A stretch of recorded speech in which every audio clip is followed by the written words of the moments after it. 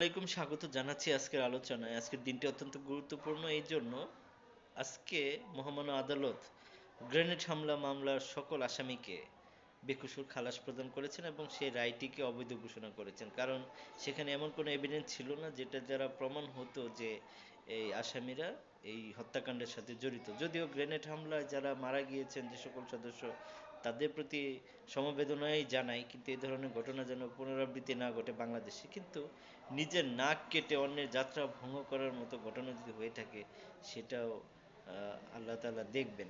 তবে বিএনপি নেতাকর্মীরা আজকের এই দিনটিকে স্মরণীয় করে রাখবে এবং জনাব তারেক রহমান নিশ্চয়ই বীরে বেশে দেশে ফিরে আসবে, তার প্রতীক্ষায় তার নেতাকর্মীরা সবাই অপেক্ষা করবে।